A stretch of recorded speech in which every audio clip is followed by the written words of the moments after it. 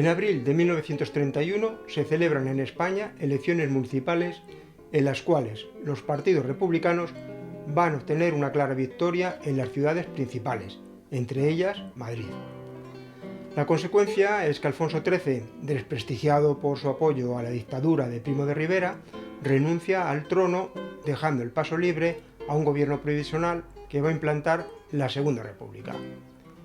La República, liderada por intelectuales de clase media implicados en la vida política, abre un tiempo de ilusiones, ya que muchos la perciben como una gran oportunidad para sacar a España de su atraso secular y dar respuesta a las reivindicaciones sociales de las clases más desfavorecidas. Así se votará una Constitución que busca la renovación de un país en pos de una sociedad más justa e igualitaria, haciendo hincapié en la reforma agraria, la modernización de la educación, la revisión de las relaciones entre la Iglesia y el Estado, la reforma del ejército y el establecimiento de los estatutos de autonomía que muchas regiones reclamaban. Va a ser la primera Constitución democrática de España y totalmente homologable con las constituciones de las democracias actuales. Pero la recién nacida república no lo va a tener nada fácil. Para empezar, llega en un escenario internacional de profunda crisis económica. Son los terribles años 30 que siguen a los locos y felices años 20. La crisis en Madrid afectará especialmente al sector de la construcción y a sus industrias dependientes, disparando las cifras del paro. Además, la sociedad europea está muy polarizada políticamente y las democracias liberales se ven acogotadas por movimientos totalitarios y violentos. Por un lado, los fascistas y nacionalsocialistas que se señorean en Italia y Alemania, y por otro, el comunismo expansivo de los bolcheviques soviéticos. Así, a pesar del entusiasmo en el proyecto del sector centrista de la sociedad, los extremos lo van a poner muy difícil. Para uno, las reformas van demasiado adelante y para otros se quedan excesivamente atrás. La derecha tradicionalista, la facción más extrema del socialismo y los anarquistas, cada uno por su lado, van a hacer todo lo posible para boicotear los cambios en marcha.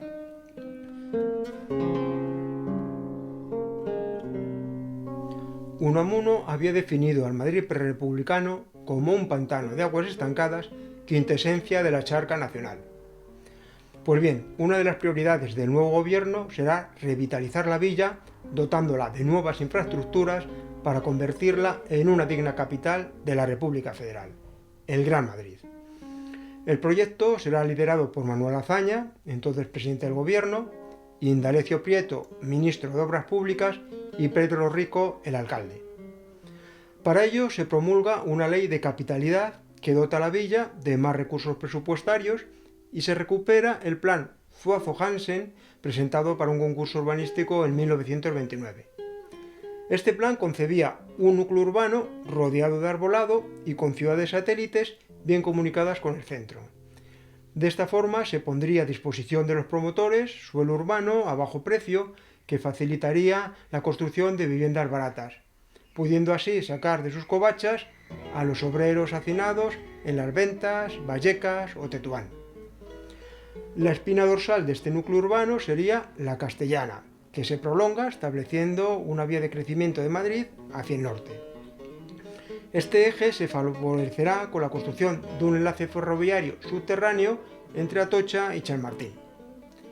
Igualmente se proyecta la construcción de una red circular de carreteras y radial para conectar con estas poblaciones satélite. Se iniciarán los trabajos con la edificación de los nuevos ministerios y el túnel del ferrocarril.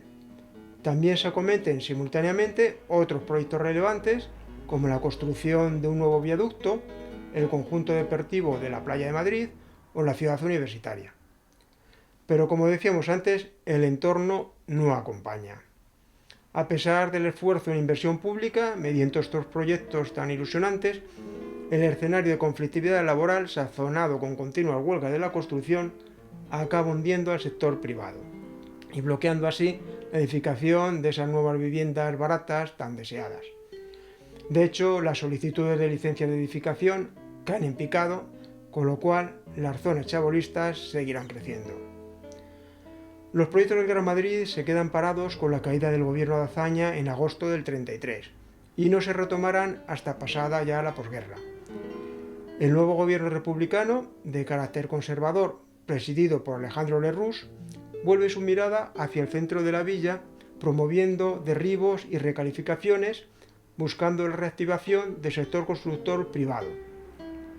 Un punto destacado de esta etapa fue la promulgación de la llamada Ley Salmón, impulsada por Federico Salmón, ministro de Trabajo, y que dará lugar al llamado estilo arquitectónico Salmón. La ley concedía importantes beneficios fiscales a los constructores de viviendas destinadas al alquiler para la clase media. En Madrid se iniciarán unos 900 expedientes con actuaciones centradas en la zona del ensanche. Muchos de estos expedientes se paralizarían al llegar el gobierno de izquierdas del Frente Popular en 1936.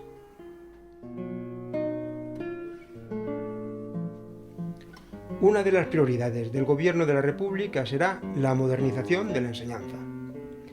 El objetivo era dotarla de medios y promover una docencia liberal, laica, obligatoria y gratuita en todos sus niveles. No en balde, el peso de los profesores universitarios y destacados intelectuales en la vida política era muy relevante. Baste señalar que en las Cortes Constituyentes de 1931 se sentaron 45 catedráticos y 47 periodistas y escritores. La verdad es que la situación de la enseñanza en España era penosa. Las escuelas públicas estaban destartaladas, sin condiciones de habitabilidad, sin apenas material didáctico y con unos maestros mal pagados y mal formados. Así, a lo único que podían aspirar los niños al final del ciclo primario era conocer algo de gramática y las 4 reglas.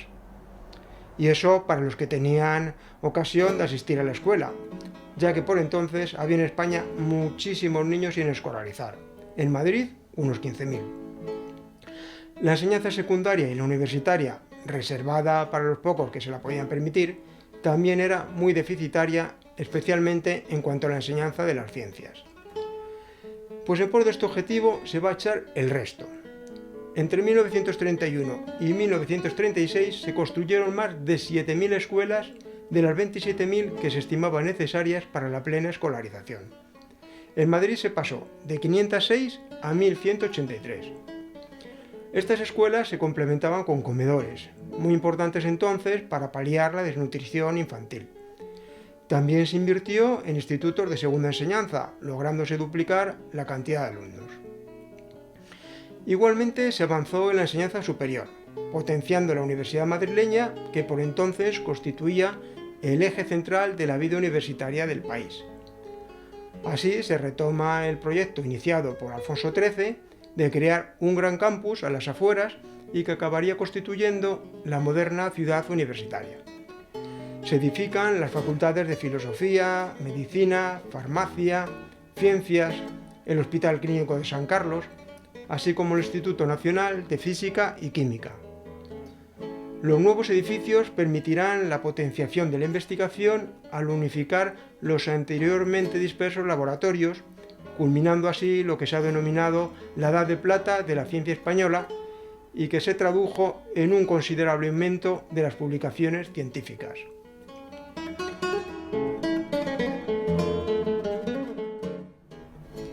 La consideración de la mujer en la nueva Constitución es absolutamente rompedora, puesto que se establece la plena igualdad entre hombres y mujeres, abriéndoles la puerta para su libre participación en el mundo laboral o en el de la política. De hecho, varias madrileñas de nacimiento o adopción serán elegidas como diputadas. Ahí estarán Victoria Kent, Margarita Nelken, María Lejárraga, Julia Álvarez o Clara Campoamor. La participación de esta última en la redacción del texto constitucional será decisiva para conseguir el reconocimiento del derecho al voto femenino. Claro, que una cosa es abrir la puerta y otra cruzarla. A pesar del nuevo marco legal, la sociedad madrileña y española en general de ese tiempo sigue siendo muy tradicional. Fuera de los oficios clásicos femeninos, tales como el servicio doméstico, la confección, la industria textil y tabaquera, el comercio, y ya con más nivel educativo, la enfermería o el magisterio, será raro encontrarse con mujeres en los puestos de trabajo y siempre estarán peor remuneradas que los hombres. Muchos seguían pensando que el trabajo de la mujer quitaba puestos a padres de familia y que cuando ésta se casaba debía retornar al hogar. De hecho, la mayoría de las trabajadoras eran menores de 30 años y solteras. Y por supuesto, el manejo de los negocios quedaba exclusivamente en manos de los hombres. Un caso ilustrativo sería el de la madrileña Juanita Cruz, cuya vocación la llevó por el mundo del toreo, llegando a ser compañera de terna de Manolete. Pues bien, las autoridades hicieron todo lo imposible para obstaculizar su acceso a los ruedos, empujando a la diestra a emigrar a América, donde cosecharía triunfos en las mejores plazas. Ni los sectores conservadores ni la Iglesia Católica ven con buenos ojos estos avances femeninos, considerándolos un trastorno del orden social. De hecho, al final de la Guerra Civil, con la dictadura, se van a abolir las leyes de igualdad, retornando a la mujer a su papel de ángel del hogar, al cuidado de la familia y supeditada al dictado del marido. Así, por ejemplo, se prohibirá de nuevo el trabajo a la mujer casada. No obstante, el camino iniciado hacia la liberación de la mujer ya no tendrá retorno. Con sus dificultades será cada vez mayor y mayor el número de mujeres que va accediendo a la educación superior, al mundo laboral y en los diversos oficios antes tradicionales de los hombres. La cuestión religiosa será uno de los puntos críticos de la legislación republicana y acabará ocasionando una creciente polarización en una sociedad donde se seguían de forma mayoritaria los ritos católicos. El antagonismo entre los gobiernos liberales, que persiguen la modernización de la sociedad incompatible con la omnipresencia de la Iglesia en todos los ámbitos de la vida de sus ciudadanos, y esta Iglesia nada amiga de habilidades plurales y democráticas que la puedan relegar a un papel secundario, no es algo propio de España, sino que ya desde mediados del siglo XIX será constante en todos los países europeos de religión católica. En nuestra Segunda República, los puntos de conflicto se situarán en torno a la libertad de culto, la enseñanza de la religión, el matrimonio civil, el divorcio y la secularización de los cementerios. Son debates que van a exacerbar el anticlericalismo de unos y la defensa a ultranza de la religión de otros. En Madrid ese posicionamiento va por barrios. Las tesis pro Iglesia tendrán sus mayores apoyos en los distritos del centro habitados por clases altas y medias. El anticlericalismo predomina en la periferia, donde se sitúan los barrios obreros y donde la presencia de la Iglesia, que es percibida como cómplice de su situación de miseria, es mucho menor. Un punto de inflexión van a ser los incidentes que se suceden en Madrid el 11 de mayo de 1931. Caldeado el ambiente por enfrentamientos en el día anterior entre monárquicos y republicanos y por un bulo que acusaba a religiosos de envenenar las fuentes, elementos extremistas le prenden fuego a un convento de jesuitas en la calle Flor. Le seguirán otros 10 edificios religiosos, propagándose la ola incendiaria a toda España, con el resultado de 107 edificios quemados. Los incendios de iglesias y conventos volverán a repetirse tras las elecciones de 1936. Estos hechos, junto a la timorata respuesta del gobierno, que aunque declaró el estado de guerra en Madrid y realizó numerosas detenciones, reaccionó tarde, llevará a que parte de la clase media, de convicciones católicas, vea con creciente desconfianza y recelo el camino que sigue el proyecto republicano. Otra de las circunstancias de la España de la Segunda República es que se va a ver acogotada por los episodios violentos. Como decíamos al principio, la violencia política es una constante en todos los países europeos en esos años 30, que pondrán en jaque o en mate a las democracias liberales. Los movimientos extremistas de uno y otro signo contarán en sus idearios con la insurrección armada como el método más eficiente para hacerse con el poder.